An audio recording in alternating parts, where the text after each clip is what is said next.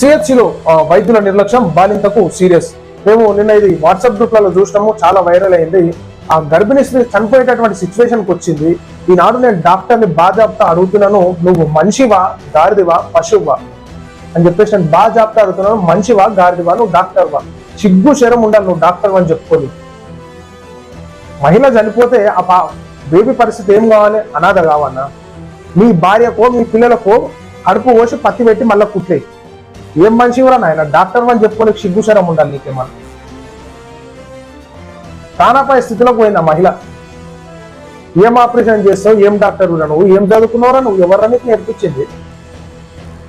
ఏ చదువు పాడుగాను, గాడిద లెక్కలు చేయకరా నాయన. నీకు చేత కాకపోతే ఇంట్లో కూర్చో. విచారణ చేపట్టిన డిఎంహెచ్ఓ అప్పయ్య, బాలింతకు సీరియస్. ఒకసారి మనం ఈ వార్త వివరాలు చూద్దాము. సెకండ్ పేజ్ ఉంది. ఆ సిహెచ్సిలో వైద్యుల నిర్లక్ష్యం బాలింతకు సీరియస్. ఆందోళనకు దిగిన బంధువులు, విచారణ చేపట్టిన డిఎంహెచ్ఓ అప్పయ్య. ఆ కమలాపూర్ మండలం కేంద్రంలోని సిహెచ్సిలో వైద్యుల నిర్లక్ష్యం ఓ మహిళ ప్రాణాల మీదకు తెచ్చింది. ప్రసవం కోసం వచ్చిన ఓ మహిళకు డెలివరీ సమయంలో ఇబ్బంది కలగడంతో వైద్యులు సర్జరీ చేశారు. ఆ సమయంలో వైద్యుల నిర్లక్ష్యంపై ఆదివారం సిహెచ్సిలో బంధువులు ఆందోళనకు దిగారు.